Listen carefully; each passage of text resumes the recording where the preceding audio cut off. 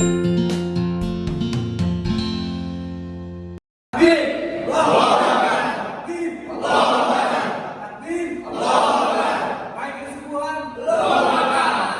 kita uji semangatnya terlebih dahulu. Adik-adik, apa kabar semuanya?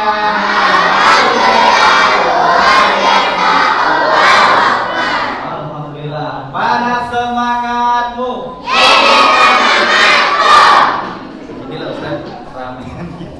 Subhanallah, mantap. Ya Allah karim. Bismillahirrahmanirrahim. Assalamualaikum warahmatullahi wabarakatuh. Waalaikumsalam warahmatullahi wabarakatuh. Alhamdulillah, innalhamdulillah nahmaduhu wa nasta'inuhu wa nastaghfiruhu wa na'udzu billahi min shururi anfusina wa min sayyiati a'malina. May yahdihillahu fala mudilla lahu wa may yudlilhu fala hadiya lahu. Asyhadu an la ilaha illallah wahdahu la syarika lahu wa asyhadu anna Muhammadan 'abduhu wa rasuluh. Allahumma shalli wa sallim wa barik ala sayyidina Muhammadin wa ala alihi wa ashabihi wa man tabi'ahum bi ihsanin ila yaumiddin. Amma ba'd. Yang kami hormati dan yang kami banggakan guru kami Ustaz Ubaidillah Khalid. Kemudian yang kami banggakan juga, yang kami muliakan para pengurus Mushola Ibnu Sabil yang senantiasa istiqomah memakmurkan rumah-rumah Allah. Dan kemudian yang kami hormati dari satu musola ke musola yang lain, dan alhamdulillah hari ini dapat berkunjung ke Mushola Ibnu Sabil, dan mudah-mudahan ini bukan kunjungan yang terakhir abang-abang ya, abang-abang semuanya. Mudah-mudahan ini kunjungan yang pertama dan nanti seterusnya akan ada kunjungan berikutnya. Kemudian yang kami sayangi dan kami banggakan adik-adik, para jemaah, Bapak Ibu sekalian, ya mudah-mudahan Allah Subhanahu wa taala senantiasa menjaga kita, memudahkan urusan kita, dan mudah-mudahan Allah Subhanahu wa taala telah mengumpulkan kita semuanya di dalam surganya. Amin ya rabbal alamin. Puji syukur marilah kita panjatkan kepada Allah Subhanahu wa taala yang telah begitu banyak memberikan nikmat kepada kita semuanya. Lalu kemudian tidak lupa kita juga berkirim salawat kepada Rasul sallallahu alaihi wasallam. Mudah-mudahan dengan salawat yang kita kirimkan, yang kita lantunkan, membuat kita semakin mendapatkan kesempatan yang besar untuk mendapatkan syafaat, mendapatkan pertolongan dari Rasulullah SAW kelak di yaumil hisab atau di yaumil akhir. Baik, Bapak Ibu sekalian yang dirahmati oleh Allah, insyaallah agenda kita pada kesempatan pagi hari ini cukup padat merayap ya, setelah diawali dengan sholat subuh berjamaah, lalu kemudian nanti akan sebentar lagi akan ada tausiah yang disampaikan oleh guru kita Ustaz Bubai. Berikutnya nanti akan dilanjutkan dengan bersepeda, jadi anak-anak akan bersepeda didampingi oleh beberapa panitia, dan sebagian nanti tetap stay di musola untuk kemudian barangkali bisa bincang santai menemani Ustaz Ubai sekaligus juga bincang santai dengan para biker subuhan. Baik, untuk mempersingkat waktu kepada Al-Muhtaram Ustaz Ubai, kami persilakan.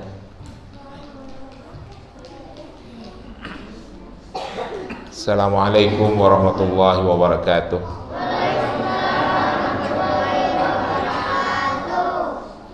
Alhamdulillahilladzi arsala rasula bil huda wa dinil haq liyudhhirahu 'ala dini kullihi wa kafa billahi 'alima. Ashhadu an la ilaha illallah wahdahu la syarika lah wa ashhadu anna sayyidina Muhammadan 'abduhu wa rasuluh. Allahumma salli wa sallim wa barik ala sayyidina Muhammadin wa ala alihi wa ashabihi wa man tabi'ahu ila yaumiddin. Rabbi israh li sadri wa yassir li amri wahlul 'uqdatan min lisani yafqahu qawli, amma ba'du. Puji dan syukur kita panjatkan kehadirat Allah Subhanahu wa ta'ala atas semua limpahan nikmat dan rahmat yang diberikan kepada kita. Salawat dan salam kita berharap selalu tercurah kepada junjungan Nabi besar Muhammad sallallahu alaihi wasallam.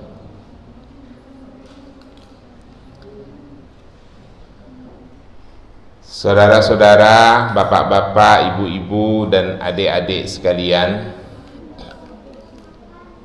Ini anak-anaknya usia berapa ya rata-rata?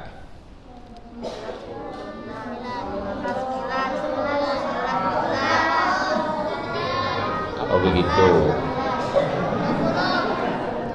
Sekarang Pak Ustadz mau tanya dulu, ada tidak anak-anakku sayang yang sekolahnya saat ini di madrasah ibtidaiyah? Angkat tangan. Kamu di ibtidaiyah? Ibtidaiyah mana nak? Oke. Ada lagi? Kelas berapa sayang? Kelas 6 ibtidaiyah.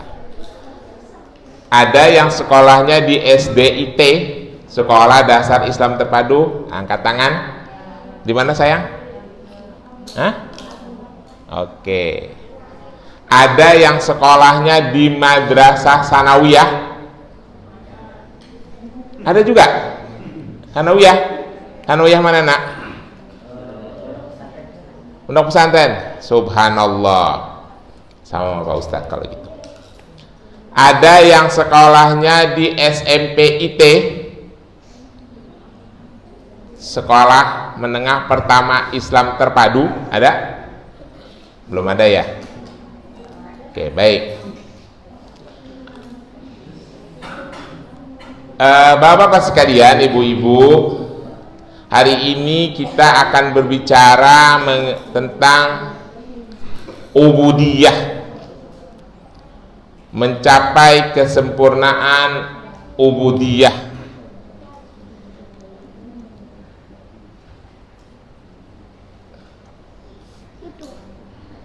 Apa sih ubudiyah itu? Mari kita bahas bersama. Mudah-mudahan tidak lama, dan kayaknya tidak lama kok.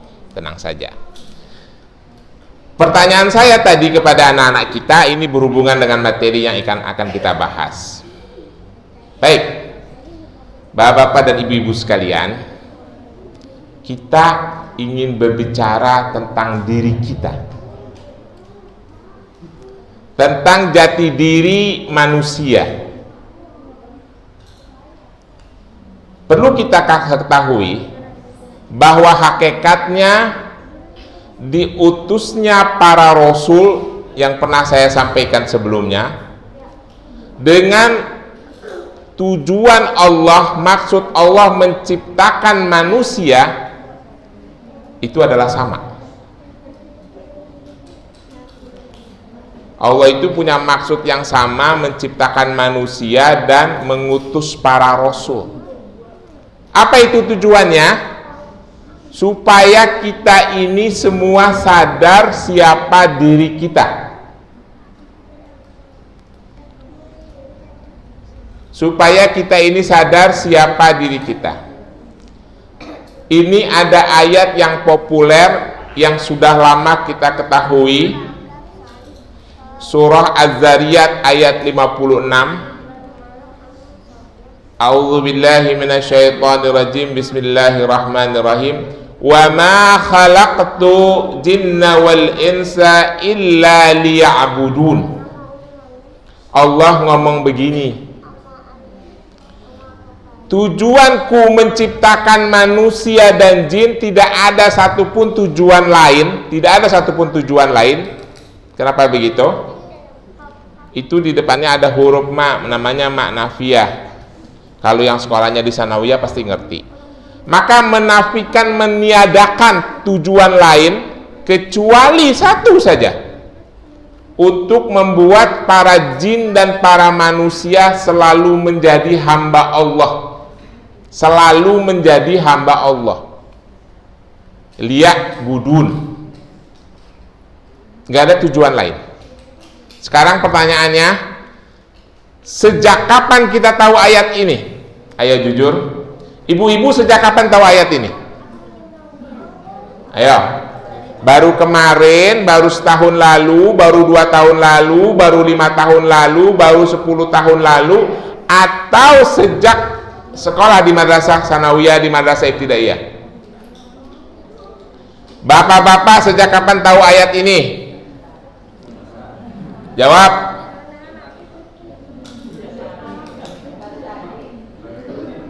Aduh. Jadi tujuan Allah menciptakan kita tidak ada lain, nggak ada lain. menjadikan kita untuk sadar diri bahwa kita adalah hambanya. Maka dari itu kita harus selalu menghamba kepada Allah. Itu kira-kira makna ayat ini. Kagak ada yang lain, Pak, Bu. Terus kira-kira kita sadarnya kapan? Sejak kapan kita sadar bahwa Allah itu tidak punya tujuan lain menciptakan manusia dan mengutus para rasul kecuali untuk menjadikan manusia-manusia dan jin selalu menghamba kepadanya?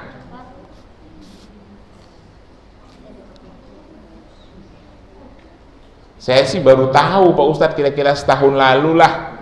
Jadi ya kira-kira kalau setahun sebelumnya saya masih belum sholat, ya maklum aja, wong aletnya baru ketemu gitu ya. Kira-kira saya masuk musola dan masuk masjidnya sih udah pensiun, Pak Ustadz, ya maklumlah, baru belajar. Itu dia, Pak Ustadz, saya tuh sibuk melulu, kebetulan dulu sekolahnya SD, SMP, SMA, jadi kagak begitu fokus masalah ajaran agama.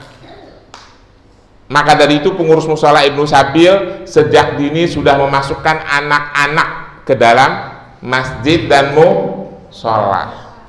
Apa yang diharapkan? 20 tahun lagi anak-anak kita ini mereka menyebar kemana-mana, bekerja di berbagai bidang profesionalitas, akan ada memori di dalam otaknya bahwa saya dulu berasal dari musola Ibnu Sabil, saya harus kembali ke musola, harus kembali ke masjid.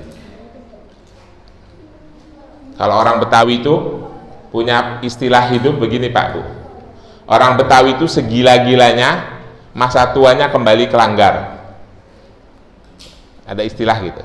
Segila-gilanya dia kemana-mana, bikin acok hidupnya, kembali ke Langgar. Kenapa? Karena orang masih kecilnya tidurnya di langgar. Maksudnya adalah sejak kecil ditanamkan nilai-nilai ubudiyah. Disadarkan kepada anak-anak itu bahwa kamu itu diciptakan oleh Allah, tidak lain tidak bukan untuk mengabdi kepada Allah. Selesai. Jadi manusia tahu siapa dirinya. Itu penting. Ya, anak-anak ya. Ini bukan berarti yang sekolah SD, sekolah SMP tidak bagus, bagus juga ya. Cuma yang sekolah pesantren itu hebat. Dengerin sayang, Pak Ustadz mau cerita sedikit, 5 menit. Waktu usia yang 7 tahun, siapa yang usianya 7 tahun? Kamu 7 tahun, nak? Waktu Pak Ustadz seumur kamu, di depan rumah Pak Ustadz itu ada masjid, namanya Masjid Al-Hikmah. Ini rumah, kira-kira masjidnya di sana tuh, di pos yang jalan ke atas. Kalau hari Minggu pagi begini ada pengajian, yang mimpin pengajian tuh Pak Ustadz masih ingat namanya Habib Novel. Nah, waktu itu Pak Ustadz sekolah di sekolah SD negeri, namanya SDN Cipulir 06 Petang. Oh, zaman dulu sekolah itu begitu, nak, pakai petang, pakai pagi. Yang seumur saya mesti ingat, yang umurnya 45-an ya.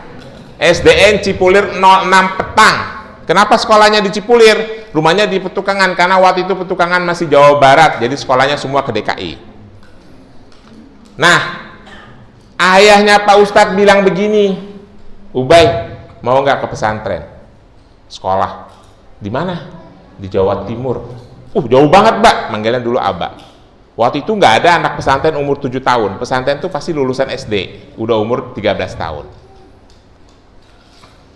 Gak mau masa masih pesantren nanti lulus SD, sekarang aja katanya, nanti Abah anterin. Waktu itu sudah sekolah kelas 1. Nggak mau, pokoknya nggak mau lah, zaman itu jarang anak SD masuk pesantren. Lalu ada bapak-bapak seperti Om Nana. Mana Om Nana? Umurnya kira-kira se-Om Nana gitu, bawa tas, jalan kucruk, ada lagi di belakangnya. Kata ayahnya Pak Ustadz begini, dengerin baik-baik ya. Tuh liatin tuh baik. Kenapa, Pak? Sudah pada tua-tua baru belajar menuntut ilmu di kala tua, seperti mengukir di atas air. Begitu masuk kuping kanan, keluar kuping kiri. Kalau masih segini ikut majelis taklim, insya Allah akan ingat terus, masuk ke memorinya.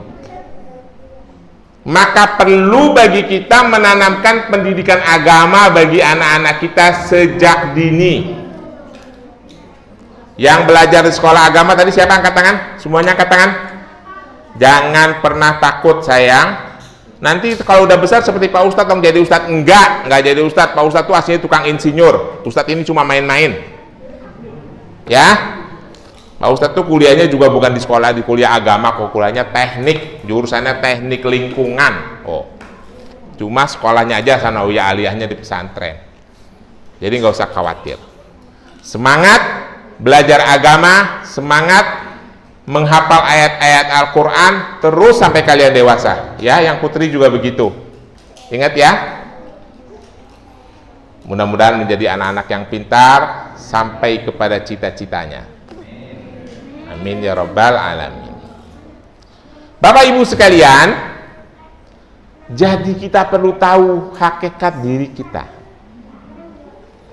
Itu tadi surat Az-Zariyat ayat 56. Rupanya kita diciptakan oleh Allah hanya untuk menjadi hambanya, selesai, nggak ada tujuan lain. Demikian pula diutusnya para rasul. Wa ma arsalna min qablika ya Muhammad, kata Allah, tidak kami utus sebelum kamu min rasulin, daripada rasul-rasul, illa kecuali nuhi, aku wahyukan, ilaihi, kepada mereka, annahu, bahwasanya, la ilaha illa anna, tiada Tuhan selain aku, fa'budun, maka sembahlah aku. Jadi Bapak Ibu sekalian, kita diciptakan dan Allah mengutus para rasul untuk mengingatkan bahwa kita mempunyai tugas utama menghamba kepada Allah. Menghamba kepada Allah. Jelas ya? Jangan bangga-bangga diri, Pak Ustadz saya ini diutus ke muka bumi jadi khalifah loh. Makanya saya itu pengen jadi anggota DPR, jadi anggota DPRD, jadi bupati, jadi gubernur, jadi presiden. Ini salah persepsi nih Pak, Bu. Khalifah itu bukan memimpin begitu. Khalifah itu menjadi pengganti makhluk Allah sebelumnya yang disuruh ngurusin bumi, terus kita disuruh ngurus bumi, mengabdi kepada Allah. Itu aja. Jelas ya? Sekarang kita masuk ke materi kita. Apa sih ubudiyah itu? Ubudiyah dan ibadah itu mempunyai kata dasar yang sama, yaitu abadah, yang artinya tunduk, rendah. Itu artinya abadah. Lalu menjadi ibadah. Ibadah itu adalah ketundukan kepada Allah Subhanahu wa ta'ala yang didasari, ini penting, ibadah kita kepada Allah itu dasarnya ada 4. Yang pertama cinta ya. Jadi Bapak Ibu datang ke mushola ini karena cinta kepada Allah. Ada rasa cinta tidak di dalam hati? Ibu bukan karena patuh sama suami, Bu. Cinta kepada Allah. Patuh sama suami iya setelahnya. Yang kedua karena rasa takut kepada Allah. Yang ketiga karena kita punya harapan kepada Allah. Ini lebih penting lagi. Sebab kita tidak akan menjadi seorang hamba yang benar kalau kita sudah tidak punya harapan kepada Allah. Paham ya? Yang keempat, ibadah itu dasarnya adalah ikhlas. Kita bahas sebentar aja. Jadi dasarnya 4 ibadah itu: cinta, takut, punya harapan, dan ikhlas. Yuk kita cek satu persatu. Cinta. Makna cinta dalam ibadah adalah mendahulukan perintah Allah dan Rasulnya atas segala sesuatu. Paham? Namanya orang cinta pasti didahulukan, betul nggak? Ada yang gadis-gadis nggak di sini? Udah nggak ada ya? Ada yang sudah gadis pensiun ya? Gadis yang gadis pensiun nih saya mau tanya. Dulu waktu jatuh cinta sama bapak-bapaknya, selalu kepikiran, betul nggak? Selalu mendahulukan, kadang-kala sedikit-sedikit membantah sama orang tua, betul ya? Yang pensiunan gadis, itulah cinta. Allah Subhanahu wa ta'ala berfirman dalam surah At-Taubah ayat 24, Qul in kana aba'ukum wa abna'ukum wa ikhwanukum wa azwajukum wa ashiratukum wa amwalun tarafutumuha wa tijaratun takshawna kasadaha wa masakin tardawnaha ahabba ilaikum minallah wa rusulihi wa jihadi fisabilihi fattarabas hatta ya'tiyallahu bi'amrihi wallahu la yahdil qaumal fasiqin. Muhammad bilang begini, apabila orang ayah-ayah mereka, orang-orang tua mereka, anak-anak mereka, saudara-saudara mereka, istri-istri mereka, pasangan mereka, harta yang mereka usahakan, yang mereka khawatirkan kerugiannya, dan tempat-tempat tinggal mereka lebih mereka cintai daripada Allah dan Rasulnya dan daripada jihad fisabilillah, tunggulah balasan Allah, dan Allah tidak akan memberikan petunjuk orang-orang yang fasik. Saya percaya pengurus musola ini lebih mencintai jihad fisabilillah. Kenapa? Mau-mauan sibuk ngurusin anak-anak. Itu jihad loh Bu, Pak. Sekarang jihadnya bukan perang. Bagian dari ini adalah jihad fisabilillah. Teman-teman yang bikir subuh itu ada mana orangnya? Bikir subuh ya? Iya. Nah, itu berjihad fisabilillah. Subuh-subuhan, bukan yang musola sholat sama di musola dan di masjidnya masing-masing, malah kesini-sini. Jihad fisabilillah untuk memakmurkan masjid. Lebih mencintai jihad, lebih mencintai Allah dan Rasulnya. Itulah dasar ibadah yang pertama.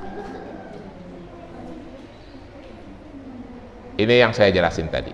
Jadi ayat itu bercerita ketika Sayyidina Ali ibnu Abi Thalib mengajak umat Islam di kota Mekah untuk hijrah ke Madinah. Mereka bilang, kami nggak mau, di sini ada keluarga kami, di sini ada rumah kami yang bagus-bagus, kami nggak mau pergi ke Madinah. Maka Allah mengancam seperti itu. Jelas? Jelas ya? Jadi dasar ibadah itu harus cinta kepada Allah. Kita percepat.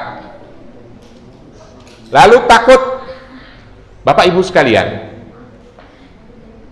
dasar kita beribadah itu harus ada rasa takut. Kalau nggak takut nanti nyeleweng dari mengabdi kepada Allah. Dalam surat Qaf Allah bilang, man khasya rahmana bil ghaibi wa ja'a bi qalbin munib.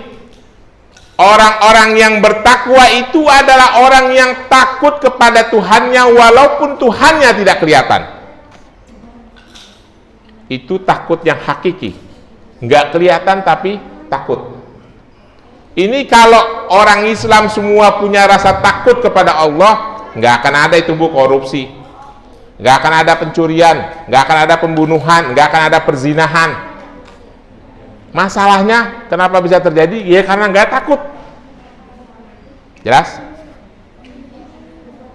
Allah mengatakan dalam surah Al-Imran ayat 175, jangan kalian takut dengan apapun, takutlah kepadaku. Jelas ya? 2 saja. 3. Nah ini penting. Kenapa kita menjadi hamba Allah? Karena kita punya harapan. Harapan kalau kita salah diampuni, harapan kalau kita keliru dimaafkan, harapan kalau kita akan diberikan rezeki, harapan bahwa kita akan dimasukkan ke surganya. Itu penting. Kalau kita sudah tidak punya harapan kepada Allah, hidup kita selesai. Ya biarin deh Pak Ustadz, mau dikasih rezeki, mau kagak, bodo amat lah, mau masuk surga, mau kagak. Apalagi saya juga belum tentu percaya ada surga apa kagak. Nah itu celaka hidup. Celaka sudah hidup. Itu sama dengan mati. Kalau udah tidak punya harapan kepada Allah sama dengan mati. Ingat nggak beberapa pertemuan yang dulu saya bilang? Ketika saya bercerita tentang kaum kafir Quraisy yang bernama Wahsy, yang kerjaannya membunuh orang-orang Islam, bahkan membunuh paman Rasulullah Sayyidina Hamzah. Ketika dia diminta masuk Islam oleh Rasulullah, Wahsy bilang begini, ya mana mungkin dosa saya sudah banyak, nggak mungkin saya diampuni oleh Allah. Langsung Allah menjawab, Qul ya ibadi asrafu ala anfusihim la taqnatu min rahmatillah. Muhammad bilang itu sama si Wahsy yang tukang ngebunuh, janganlah berputus asa atas ampunan Allah. Kita juga begitu ya. Selama pintu tobat dibuka oleh Allah, manfaatkan sebaik-baiknya. Jelas ya? Lalu yang keempat, ikhlas. Sederhananya ikhlas itu membersihkan amal ibadah kita dari harapan penilaian makhluk. Ikhlas itu gampang Pak. Pokoknya di dalam hati ini jangan ada sedikit pun harapan supaya dinilai oleh manusia lain. Nah itu aja. Saya mau ngurusin musola, mau ngurusin anak-anak, mau menghimbau orang sholat berjamaah, sholat subuh berjamaah di musola, mau bersih-bersih, mau nyuci tempat wudhu. Saya nggak perlu dinilai. Orang saya pengen Allah yang menilai, selesai urusan. Orang mau ngomong apa biarin aja. Itu ikhlas, gampang menelaahnya. Jelas ya? Yang mau naik-naik motor ke musola-musola lain, siapa tahu pulang dicemburutin istrinya. Udah pada punya istri belum? Udah. Repot-repot amat sih naik sholat subuh sampai jauh-jauh, di sini juga ada masjid. Biarin aja. Tidak butuh penilaian manusia. Allah bilang dalam surat Al-A'raf ayat 29, Qul amara Rabbi bil qisti wa aqimu wujuhakum inda qulil masjid wad'uhu mukhlisin. Berdoalah, memohonlah, beribadalah kepadanya dengan ikhlas dan meluruskan niat, lalu menjadilah hamba Allah. Selalu beribadahlah, selalu mengabdilah. Ya. Jadi ibadah itu Bapak Ibu, kuncinya dasarnya cuma 4. Cinta, takut, punya harapan, dan ikhlas. Jelas? Anak-anak ingat saja dulu, nanti praktekkan di masa yang akan datang. Nah, Bapak Ibu sekalian, itulah ibadah. Itulah ibadah. Menghamba, mengabdi, itu maksudnya ibadah. Kira-kira kita ada di situ tidak? Bapak Ibu, kira-kira kita ada di situ kita? Kita dalam posisi sebagai orang yang beribadah tidak? Ayo jawab. Kita punya rasa cinta kepada Allah? Kita punya rasa takut? Kita punya harapan? Kita punya keikhlasan untuk beribadah? Punya semua? Berarti kita dalam posisi menjadi ahli ibadah. Pertanyaan berikutnya adalah, kalau kita diciptakan sebagai orang sebagai makhluk yang harus menjadi hamba Allah, cukup tidak kita sampai di situ?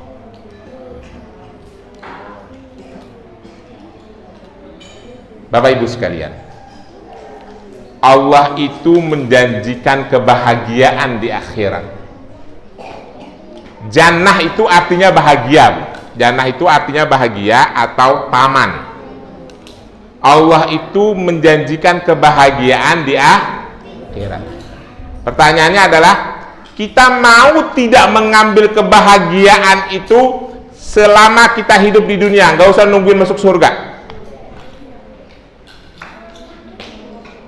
Pak, Bu, yang namanya ibadah, yang namanya bahagia itu bukan urusan ini, bukan urusan perut.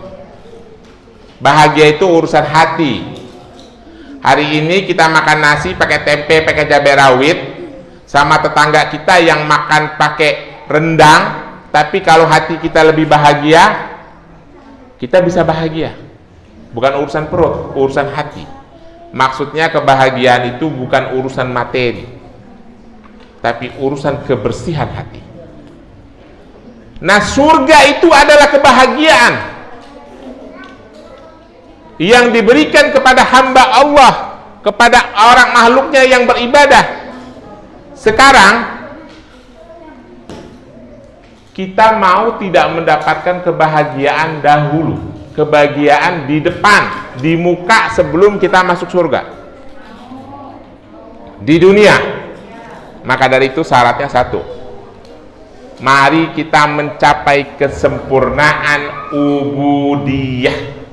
Kalau tadi itu ibadah, Pak, Bu, ya, ibadah itu adalah pengabdian seorang hamba kepada Rabb-nya karena ada faktor dorongan, ada kewajiban dari syariat, ada rasa takut, ada rasa cinta, ada sesuatu yang diharapkan.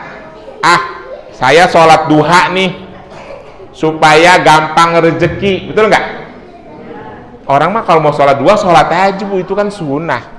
Ngapa jadi pakai mikir-mikir rezeki? Saya baca surah Al-Waqiah, biar urusannya dimudahkan. Suka begitu nggak? Nah, itu ibadah itu. Mau lebih dari itu?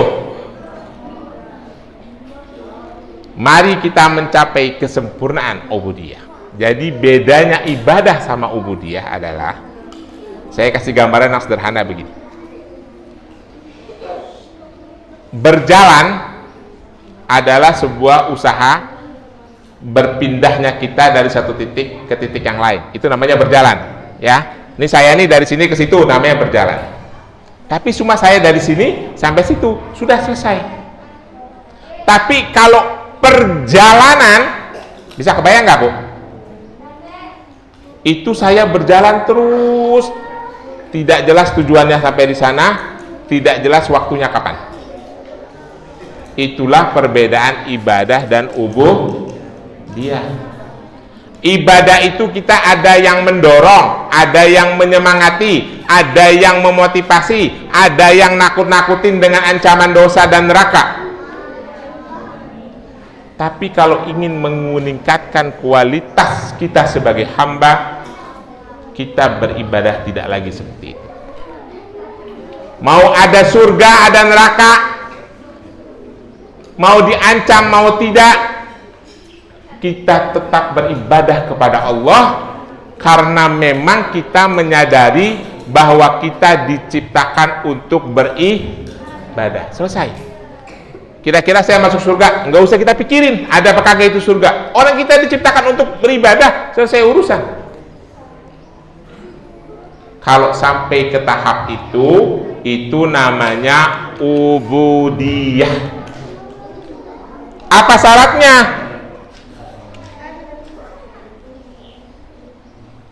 Jadi jelas ya ibadah tadi. Lalu apa yang dimaksud dengan ubudiyah? Ubudiyah itu adalah apabila seseorang mengabdi kepada Allah karena menyadari hakikat dirinya adalah seorang hamba. diciptakan oleh Allah untuk mengabdi tanpa melihat ganjaran pahala, tidak perlu dengan harapan dan janji-janji surga, dan yang lebih penting, disempurnakan dirinya agar bermanfaat bagi alam lingkungan. Jadi seharusnya Bapak Ibu sekalian, kalau kita menjadi surah Az-Zariyat tadi, wa ma khalaqtul jinna wal insa illa liya'budun, kita nggak perlu lagi mikirin surga neraka. Emang kita itu diciptakan untuk beribadah, udah selesai. Pak Ustadz, ini saya kalau sholat di masjid ini dapat pahala 27 kali lipat ya? Iya, kata Rasulullah begitu, itu syariatnya. Tetapi harusnya seorang hamba yang menyadari hakikat dirinya tidak perlu dia pikirkan 27 derajat. Tidak perlu dia pikirkan langkahnya setiap langkah dapat 10 kebaikan. Karena emang tugasnya untuk itu, selesai urusan. Lu mau dikasih pahala, mau kagak usah lu tanya-tanya. Kira-kira begitu. Jelas?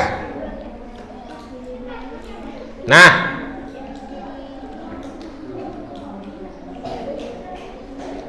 dasar ubudiyah itu ada 2 cuma. Kalau tadi kan ada 4 yang ibadah itu sebelah sini, sekarang sebelah sini nih, yaitu syaratnya dasarnya cuma 2, ihsan dan mardhatillah.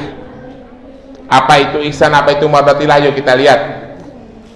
Ihsan itu adalah, kata Rasulullah dalam sebuah hadis yang sangat panjang, ketika dia didatangi oleh malaikat Jibril yang menyerupai seorang laki-laki dan ditanya tentang Islam, iman, dan ihsan, Rasulullah bilang begini, ihsan itu adalah anta abudullaha ka'annaka tarahu fa in lam takun tarahu fa innahu yaraka.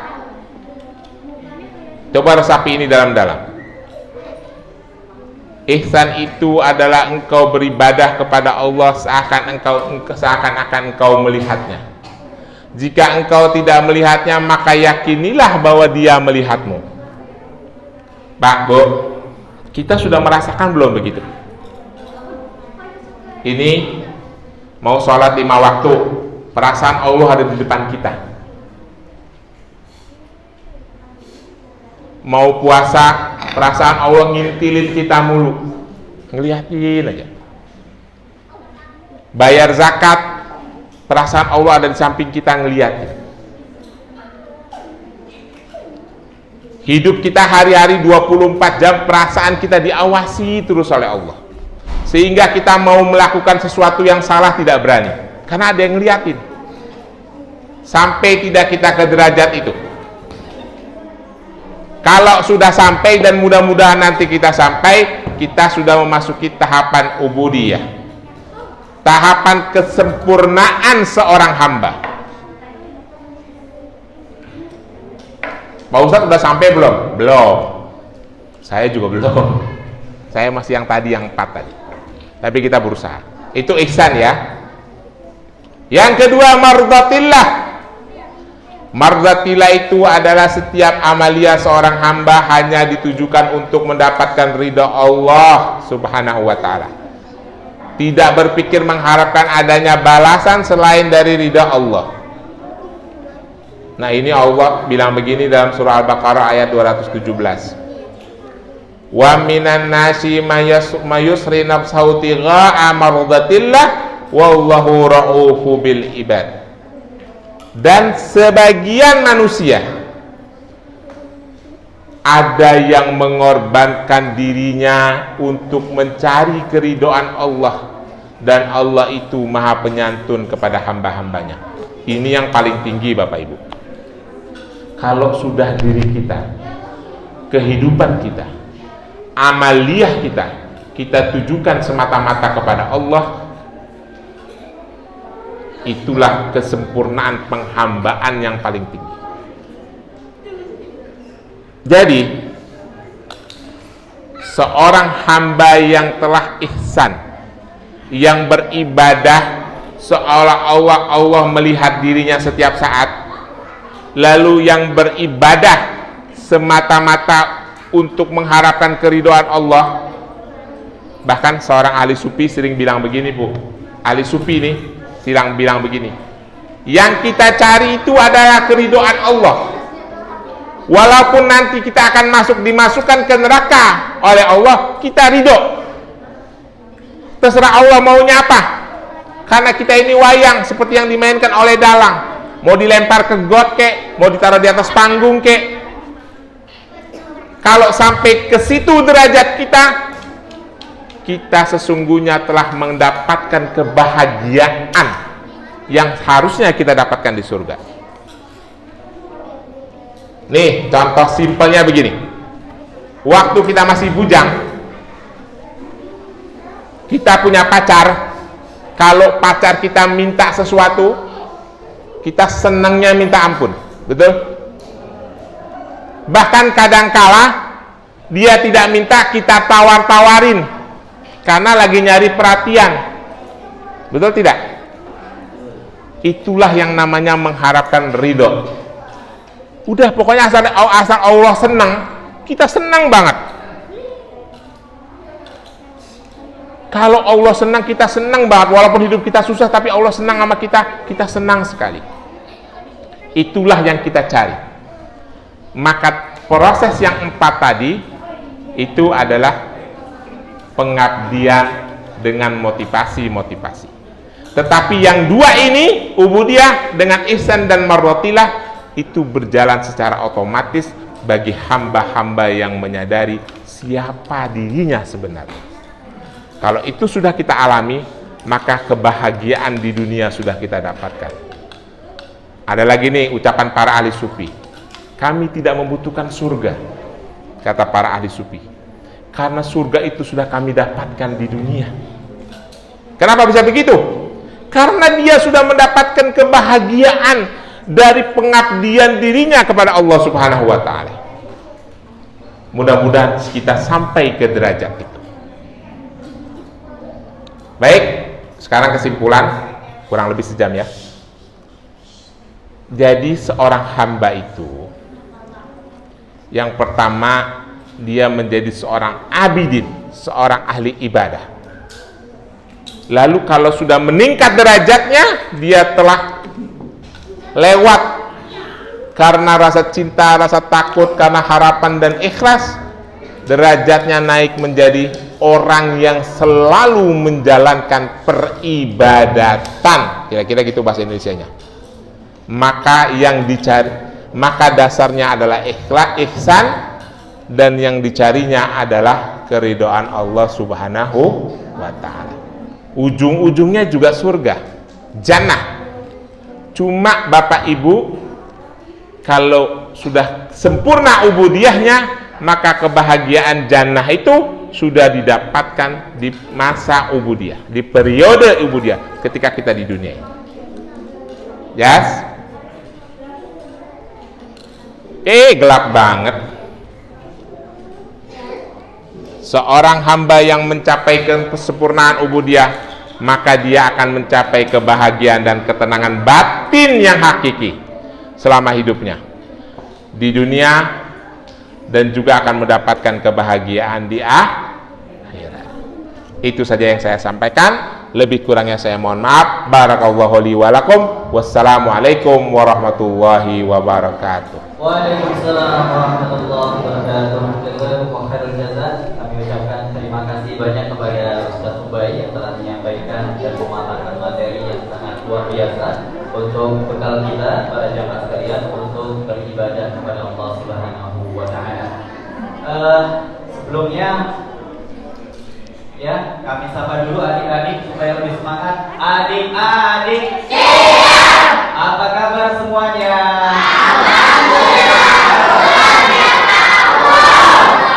Ya, alhamdulillah. Baik, sebelum ditutup, barangkali ada rekan-rekan dari perwakilan biker Subuhan yang mau menyampaikan sesuatu. Ada? Nggak ada. Ada nggak? Malu-malu. Baik, terima kasih banyak sekali lagi Ustaz atas ilmu yang telah disampaikan. Mudah-mudahan ini menjadi amal jariah untuk Ustaz dan keluarga dan menjadi ilmu yang bermanfaat bagi kita semuanya. Marilah kita tutup majelis yang mulia ini dengan membaca doa kafaratul majelis. Subhanallahumma wa bihamdika, asyhadu an la ilaha illa anta, astaghfiruka wa atubu ilaik. Wa assalamualaikum warahmatullahi الله